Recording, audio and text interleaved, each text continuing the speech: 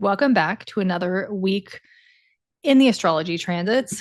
Today, as I'm recording this, as this is going to come out, we just had our Mercury Cazimi, which really just means in the heart of the sun. So, Mercury and the sun were conjunct at the same point in the sky, which tends to give us a little bit more clarity. But as July sort of is full of duality, we are still in Mercury retrograde, but this is sort of a point where we have a little bit more clarity. But we also have the new moon coming. So we're in the dark moon phase right now. So there's a lot of stuff coming up. The moon is in Cancer, which is sort of the most moody moon. I would say the full moon is likely a little bit more moody because we're illuminating everything that has to do with our emotions. Whereas the new moon, it's sort of we're planting the seeds, but it is still a moon in Cancer. So there's going to be a lot of emotions. Today was very tense, I felt like, navigating and just seeing people, how they're interacting. And of course, because it is Mercury retrograde, things are still kind of going wrong. There's a little bit of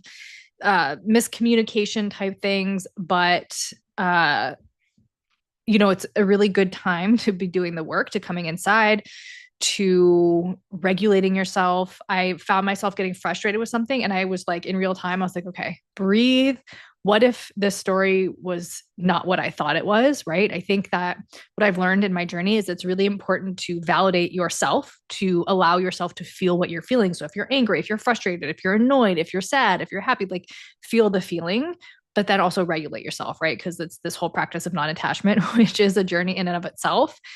But I was talking to somebody the other day too, and I was like, yeah, the next couple weeks astrologically is going to be wild. Like there's just such an opportunity for us to step into a new timeline, like frequencies changing. Like there's just so much when you look around.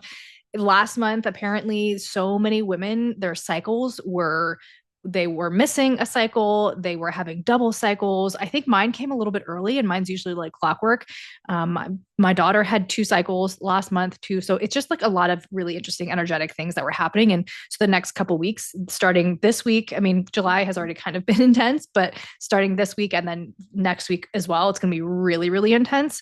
So, yeah, I was talking to somebody and I was like, this is really like timeline shifting type of energy. It's nothing to be scared of. It's nothing that's bad. I think when I post on social media, like the number one comment is like, what is this bad? What does this mean for me? Am I cooked? Like, all the intense feelings. And there are intense feelings with it, right? This is life. We're human.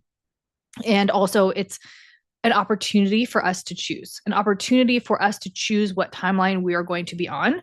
So last week, I really talked about Venus and Virgo, and it's like, what the goals that you hold, the things that you value, what in your day to day is supporting that? What is supporting you getting there?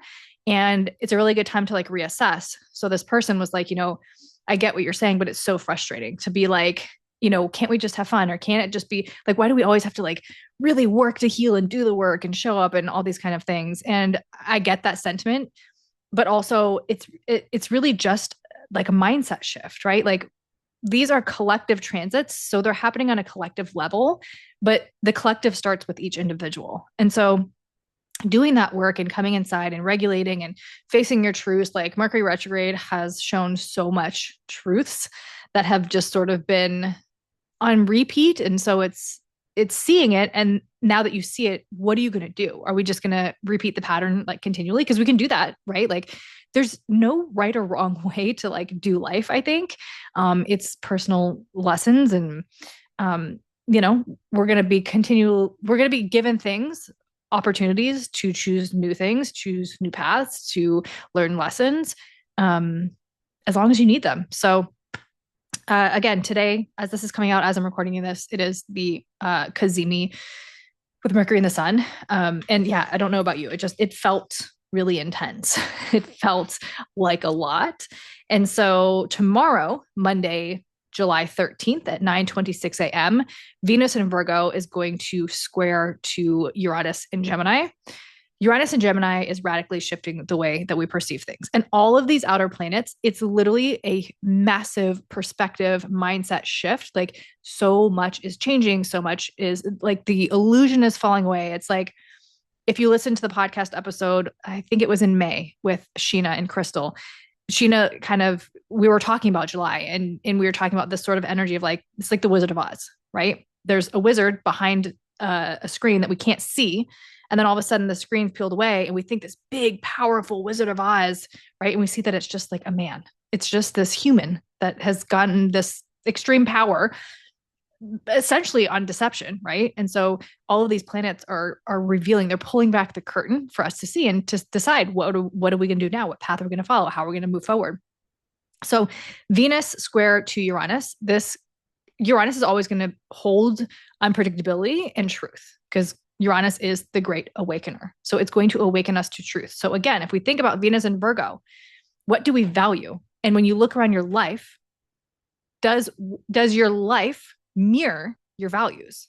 Because you might want something. You might want to have X amount in the bank account. You might want to have a certain body. You might want to feel a certain way. You might want to have a certain relationship. But what are the habits and routines that are supporting you or reflecting what you actually value and what your life actually looks like, right? And so again, this is with any change, we have to disrupt our routines, our patterns. Uranus is disruption. So this is all a really great time to pattern interrupt, to do something different, to choose something different. If you want to, I don't know, like if you want to be sober and you go to the store and your ego and your senses are like, no, I need that wine. And you buy the wine. It's like the reframe of knowing that, yes, the mind is so powerful. The senses are so powerful. The physical is so powerful. But can we tune into the higher mind? Can we tune into the soul? Can we remember, right? So like maybe it's a matter of, I think about, I quit smoking years ago and I had to disrupt my patterns. I had to do something different. So every single time when I would get a phone call, I would walk around outside and I would have a cigarette. So for a while, I stopped talking to the phone, or I would go somewhere random and answer the phone, or I would just do something different so that I was breaking the pattern. So this is a lot of that energy. And then Tuesday at 4:44 a.m., we have our new moon in Cancer. And again, this is very much a moody moon. It is Cancer. And there's so much going on with this moon. There's so much going on with the moon. So the moon, because we just had the Cazimi, the Mercury Sun Cazimi, the moon is conjunct the sun. And so that's, again, intensifying this. And the Mercury is still in retrograde in Cancer. So it's really bringing up these emotional patterns, themes, like what is your perception? What is the quality of your life? Like all these questions. And it's, there could be a lot of mother wound stuff coming up. Whoever your primary caregiver was, a lot of mother wound things that are coming up, a lot of ancestral works coming up. There's a lot that we can do with this. And given the whole rest of the astrology, this is a really great time to set intentions. Yes, Mercury is retrograde, but still like getting clear, setting intentions. What do you value? What is supporting you? Getting really honest with yourself around like, what do you want? And what is your life reflecting back to you? Because they're probably two different things, right? So, that question of like, okay, what would the $1 million Rochelle be doing right now? Would she have a pile of clothes on her bed that's just like sitting there? Maybe, but probably not. Probably she would either hire somebody to put her clothes away or do it herself, right? Or just like asking that question, what would that version of me, what would the person who has that thing do in this moment? What would the person who has a perfect body in my perspective, the body I'm trying to achieve, would that person snooze in the morning, or would they get up and go to the gym? Would that person have the fourth cookie, or would that person probably not have any cookies?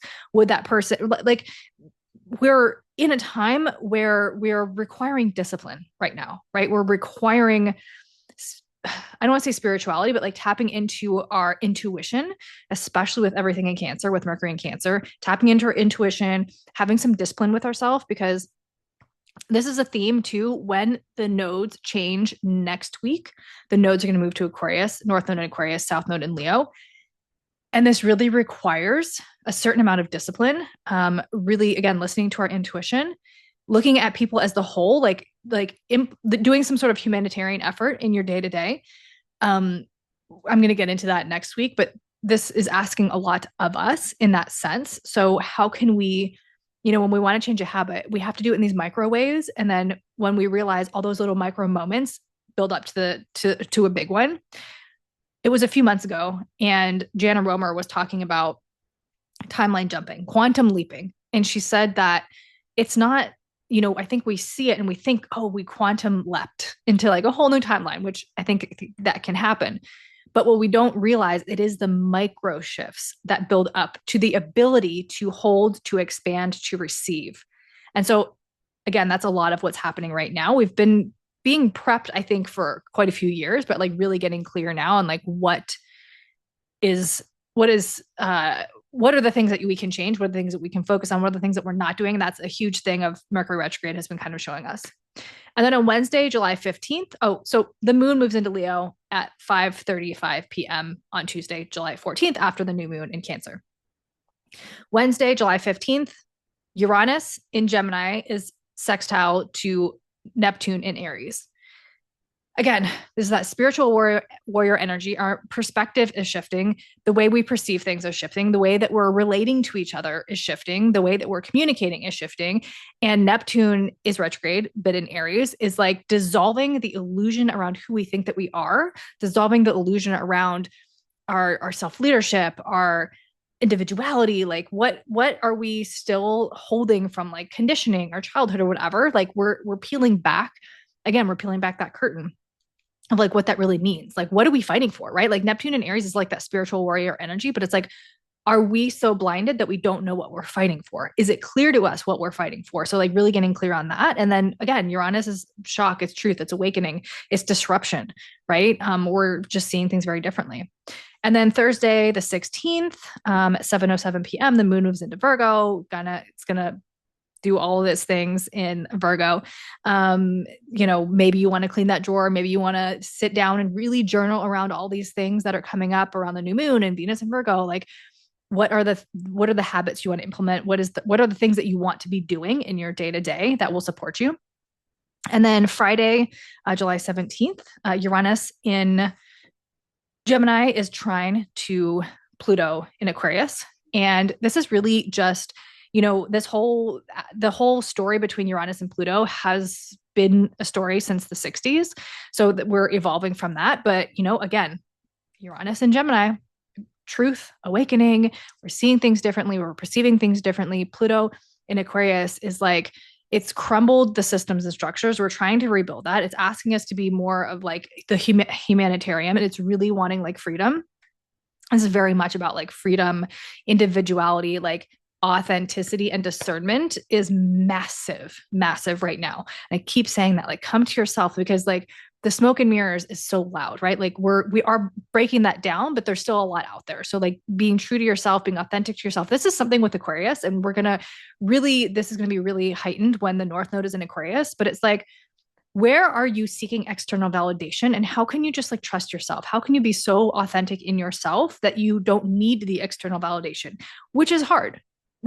I'm a Leo moon and Leo rising. So that external validation like feels good. Like if you're watching on YouTube, I just got my hair braided, and the amount of compliments I got today, I was like, oh my gosh, this is my Leo, right? Like the Leo side of me loves that. And so it's like, but also coming in and being like, even if they didn't like it, like I like it, right? So it's kind of like coming to your own authenticity in that way. And then the 18th, July 18th, the moon moves into Libra, balance, harmony, kind of like might even out a little bit of the intensity of this week. And then on Sunday, July 19th, we have Mars in sextile to Saturn. So Mars in Gemini, sextile to Saturn in Aries. Mars and Saturn together. It's like trying to go, but then like trying to stop. I always see like kind of like the grandfather type energy, and then like the adolescent that's just like, let's just do these things. And the grandfather's like, wait, can I like teach you? Can we talk about this? Can we plan? But these two being together, it's sort of like Mars and Capricorn, because they're in a sextile and they're more supportive. It's like, how can we use the structures and the boundaries? Like, how can we actually use this to drive ourselves to achieve more, to get more, to like more like work-based stuff?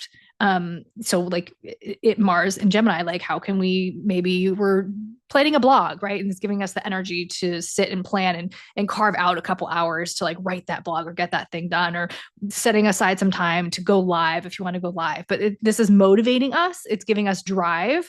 And it's kind of like that idea of, if a lot of times we think that when we are structuring creativity where it's counterintuitive, but it's really not. Like creativity like needs a container, right? Like we need a container to do certain things. And this just allows us to kind of like lean into that. So that's the energy of this week. It's pretty big. And then next week we have, again, there's just Jupiter in Leo is activating the outer planets. We have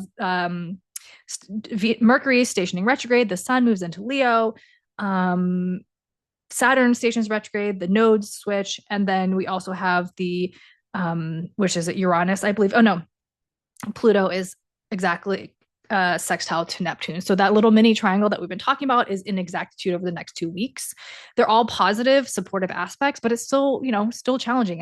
Any change, anything that big is going to be challenging. And again, remember, like these are collective transits. Your chart is what brings it to life. And also, it starts with you. It starts with the individual. When we're changing ourselves, we impact those around us. And again, as individuals, we will impact the collective. So I hope this is helpful. Share with a friend, and I will talk to you soon.